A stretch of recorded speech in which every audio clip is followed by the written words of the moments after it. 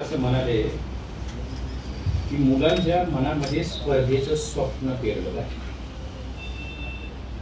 खरं म्हणजे आज जवळगेकरांनी फारच तुमच्यावर अन्याय केला. आज मटण डे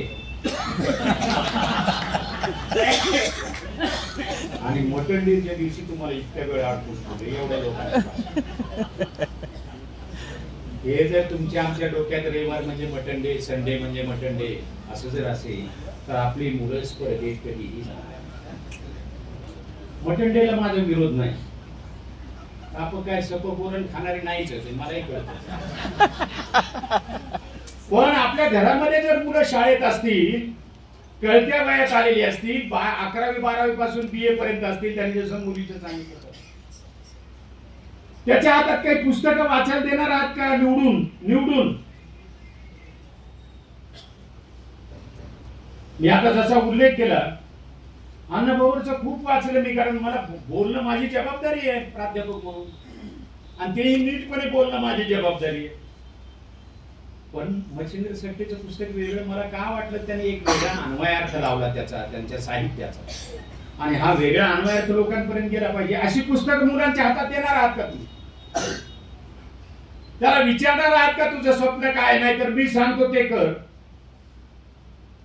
त्याला चांगली भाषा येते की नाही हे तुम्ही कधी तपासलंय का? मराठी उत्तम आलं पाहिजे, इंग्रजी उत्तम आलं पाहिजे, हिंदी उत्तम आलं पाहिजे. ज्याला उत्तम भाषा येतात तो चांगलं ज्ञान ग्रहण करतो पुस्तकं वाचून आणि ते लोकांसमोर मांडतो. त्याला एक नवा विचार त्याच्या डोक्यात जन्म घेत असतो. ते मध्ये एक क्लिप आली होती आपल्या पंतप्रधानाची, फारच लाडके पंतप्रधान आहेत, त्यांच्या कशाची एक क्लिप आहे. त्यांचा आवडता विषय आहे नेहरूवरती नेहमीच बोलतो.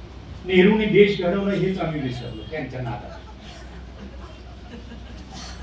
आरक्षणाच्या विषयावर बोलताना नेहरू म्हणाले होते की आरक्षणाला माझा विरोध आहे, पण ही सामाजिक विषमता एवढी भयंकर आहे की आरक्षणाशिवाय दुसरा मार्ग नाही. आता ते पहिलं जे वाक्य ना, आरक्षणाला माझा विरोध आहे, एवढंच घेऊन चालू आहे सध्या सगळी. नेहरूचा विरोध होता. अरे नेहरू पुढे जे सामाजिक विषमते बोलतात ते फार महत्वाचे आहे. डिस्कवरी ऑफ इंडिया वाचा एकदा. त्याने जाती व्यवस्था निर्माण करणाऱ्या ब्राह्मणांना सडकून टीका केलेली आहे, राज्य व्यवस्थेला टीका केलेली आहे. नेहरू स्वतः ब्राह्मण असून स्वतःवर टीका करत होते. आणि ज्या दिवशी ते पंतप्रधान झाले ना 47ला, त्यावेळेची किंमत सांगतो मी, 198 कोटी रुपयाची संपत्ती देशाला होती. तिथं जमा करणं चालू आहे पुढाऱ्याचं, ते नेहरू देशाला देत आहेत. हे नेहरू सांगतात तुम्हाला मला की आपण आरक्षणाच्या बाहेर आलं पाहिजे गुणवत्तेच्या आधारावर, आणि ते जर तुम्हाला यायचं असेल तर मुलांच्या हातात काय देणार अधिकार? तुमची मुलं तुम्ही ठरवा, लाड करू नका. आज माझी अशी अवस्था आहे की मी माझ्या मुलाला ऑर्डर नाही करू शकत आणि तुम्ही नाही ऑर्डर करू शकत. माझं पोरग फारच हुशार आहे, गणितात 10वीला 52 मार्क घेतले. अरे ते 150 पैकी येत ना.